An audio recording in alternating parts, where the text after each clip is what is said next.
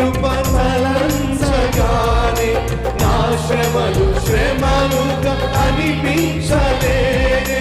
యేసయ్య నీ కృప తలంచగానే నా శ్రమలుగా అనిపించలేదే. నీవు నాకిచ్చే మహిమ ఎదుట ఇవి ఎన్నదగినవి కాదే. నీవు నాకిచ్చే మహిమ ఎదుట ఇవి